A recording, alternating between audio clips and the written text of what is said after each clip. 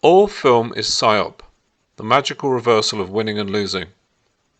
This confusion of winning and losing is deployed to confuse the ambition of the strong man, whose natural instinct is always to move from losing to winning exclusively. Having induced the strong man to fall back from the target, which is the winning fruits of the earth, the weak in power can enjoy their monopoly on those winning fruits unmolested. This magical reversal can be losing to winning or winning to losing, white magic or black magic, the Cinderella movie or the slasher film. This profound reversal of fortune is always portrayed as instantaneous, gratuitous, groundless, that is, precisely magical. The wave of the fairy godmother's magic wand in the Cinderella movie and the swish of the serial killer's scimitar in the slasher flick is emblematic of the effortless way of this magical process. The essence of this magical reversal, its core magic trick, is the annihilation of the time of winning and losing, condensing all lived events into an artificial apotheosis. Here, the time that it takes to win or to lose in real life, in nature or the jungle, is rendered absurd, its earthly reality itself unreal. Not only that, but the annihilation of time enacted by the dreamtime of cinema also hollows out the rich duration of any winning and losing once achieved, its long drawn-out ache of agony or ecstasy. Film annihilates lived time in its most basic operation qua film, that is, as entertainment, through its artificial selection of dramatic moments of magical reversal from the otherwise slow and unpunctuated grind of life on Earth. But this artificial speed is further accelerated through the film technique of jump cut. See, for example, the famous bone-to-spaceship scene from Stanley Kubrick's 2001 A Space Odyssey. Here, the entire evolution of man, from primitive ape to space-age Homo sapien, is fast-forwarded literally in the blink of an eye.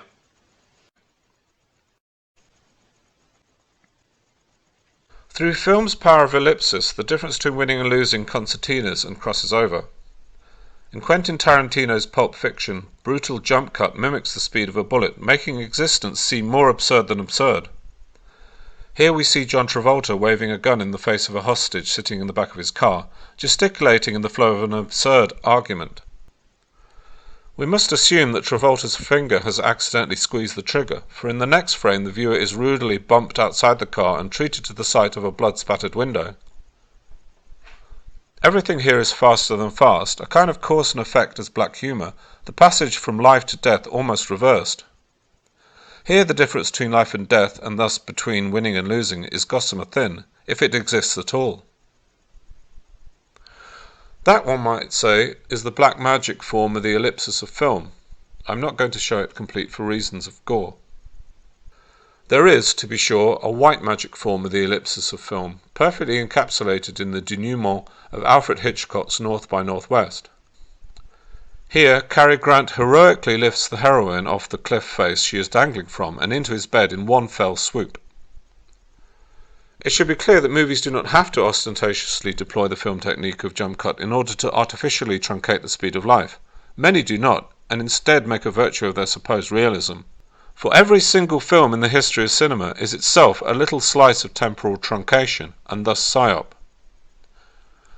All the little ghosts in the machine that movies turn upon, all the big reveals, all the moments of truth, hide the fact that each and every film cuts the long stately process of lord time and slave time off at the knee. Of course, jump cuts have a fairly obvious routine utility for the filmmaker. They are rarely as self-consciously theatrical as the examples we have just mentioned. Obviously, most jump cuts are there to speed up the action within the designated drama, enabling the film director to make his point in a timely fashion. But if we look outside the narrow frame induced by the modern cult of film appreciation, we can see that in a sense a completed film taken as a whole is its own integral jump cut.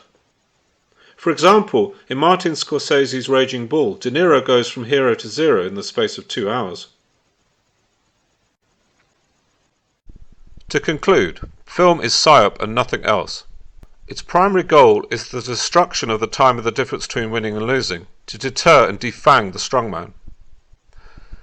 In coming to our conclusion, we can ignore the alibi of film, that it must artificially manipulate the speed of life in order to highlight those moments in life that it wishes to highlight, in order to tell its story.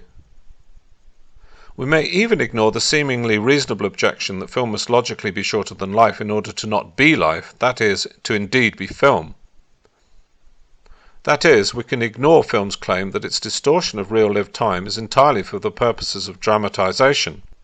For film is always sure to do more than that. To be blunt, it cuts where it does not need to cut. That is how we recognize it as Psyop. So, film is not the intensification of the time of winning and losing, for that is its mere theatrical alibi, but rather its wanton truncation. And so again we say, all film is the destruction of the time of the difference between winning and losing. Well, you gotta have an opinion. I mean, do you think that God came down from heaven and stopped us?